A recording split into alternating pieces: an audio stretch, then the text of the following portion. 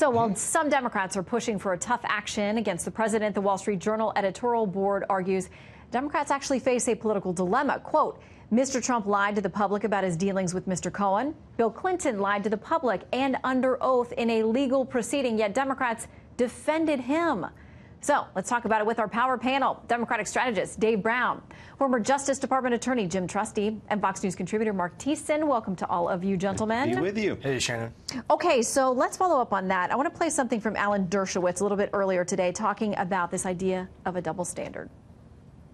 We need a single standard. If you wouldn't go after Bill Clinton, don't go after Donald Trump. If you're going after Donald Trump, then you have to go after Hillary Clinton for everything that she allegedly did. Jim, do you have to? Do you have to have a double standard, a single standard? Well, do you have to do one to do the other, or are these completely factually separate cases and they're justified differently? They're separate, but what I think he's kind of touching on is the fact that even now, after Comey came in and testified, there's still a very unsettled question about the approach, whether the prosecutors approached the Hillary probe the same as the Trump probe. And Comey basically sidestepped questions about immunity, about false statement prosecutions. That whole issue is completely unresolved. And I think apolitically, you really should be concerned as a citizen, have they politicized the process where there's kind of two sets of rules. So I think that's what Alan was getting at. And I think that's a very fair point. Well, to Jim Comey, we're going to talk more about him, but I want to play something he said this weekend as people, look at him and say, has he remained neutral or not throughout this process? They have questions about that. Here's what he said Sunday. All of us should use every breath we have to make sure that the lying stops on January 20th, 2021. Look, I understand the Democrats have important debates to have about who their candidate should be. They have to win. Yeah. They have to win. Dave, you know that's going to just be fuel on the fire of those who say there is a deep state conspiracy. These people were working against President Trump. He managed to get elected despite that. So now they're going to try to take him down. I suppose that's a conclusion some would draw. I think it's the wrong conclusion. Look, I am in a unique position of at least on this panel, perhaps feeling like I have to defend Jim Comey, even though I still am rather angry with him for his conduct in 2016 in the days leading up to the election. But I'll say this. He's a private citizen now. And if that's his sentiment, then I respect his ability as a private citizen to vocalize that sentiment. I happen to agree with him that I think we need to do everything in our power to ensure the president is not reelected in 2020. So I'll leave it there, Shannon. Okay. In the meantime, there's this question about what he's going to be facing with respect to not just the Russia investigation, because a lot of people think we didn't get any real answers about that last week, something definitive, or the so-called smoking gun.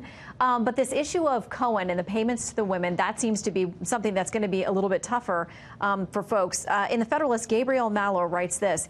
In the sentencing memorandum for Cohen, federal prosecutors have provided a roadmap for Trump's indictment. Were he any other person, they certainly would have presented this information to a grand jury for indictment by now. Mark, agree or disagree? Well, so here's where this becomes a problem for Democrats and why this whole Mueller probe could end up being a disaster for the Democrats, is that if this was supposed to be about Russia and a criminal conspiracy with Russia to affect the 2016 election, if Mueller finds some evidence of that, then Trump will be impeached and probably convicted if there's evidence that he did that. If he doesn't, he's not going to be convicted. But what could possibly happen is that the Mueller probe could present no evidence of a criminal conspiracy with Russia, but there could be investigators, both in the Southern District and Mueller, could come up with some evidence that he had other violations unrelated to Russia, like campaign finance violations, porn star payoffs, something to do with his business empire. That becomes a disaster for Democrats because their base will demand impeachment, and they will be pushed into. It'll be very hard for them to resist that. That impeachment effort will fail because two-thirds of the Senate is not going to convict the president for porn star payoffs.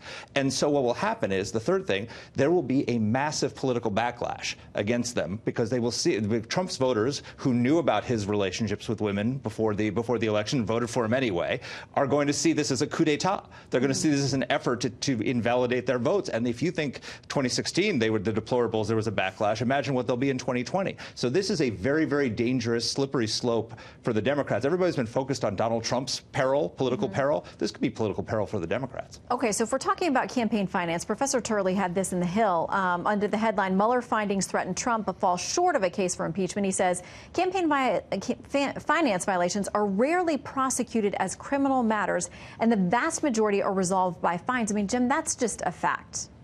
Right, although a lot of the ones that are administrative, that are fines, involve PACs as opposed to individuals. But I think the general point he's making is completely valid, which is we have to go with evidence. And there's so much hysteria, so much emotionality, so much political posturing that it's kind of hard to know what the actual evidence is. Non-disclosure agreements may be really ugly things, but they're not illegal.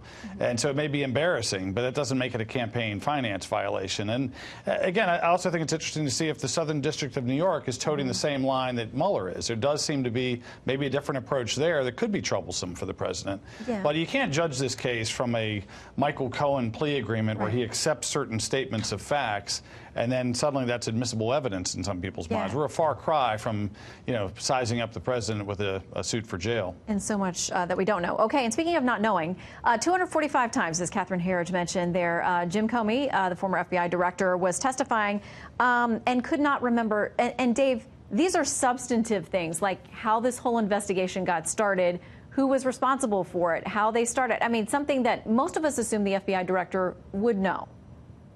Yeah, so Shannon, you're a lawyer. I'm a lawyer. Jim's a lawyer. I'm not sure if the other panelist is a lawyer. I actually went back and read much of the transcript today in preparation for this panel.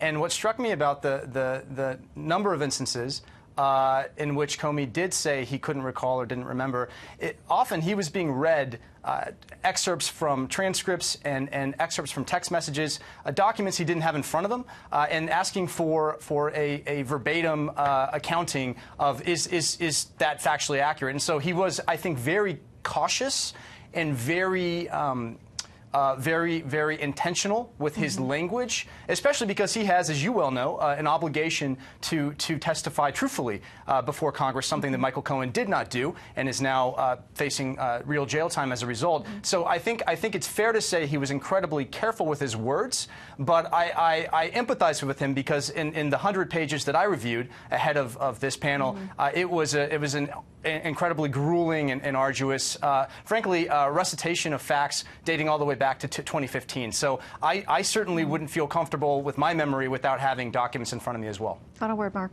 Simply, look, if the Democrats taught us that the president's private conduct is not something that you impeach him over. Chuck Schumer said that the Monica Lewinsky thing was a tawdry but unimpeachable affair. And now all of a sudden they're going to end up channeling their inner Ken Starr to go after the President of the United States. I think they're going to be in very deep political trouble if they try to do that. All right, Mark, Jim, and Dave, thank you all very much. Mark, our one non-lawyer, right? Non-lawyer, exactly. But in a lot of people, that would make you the favorite. That would make you the favorite, the only non-lawyer here. All right, thank you all.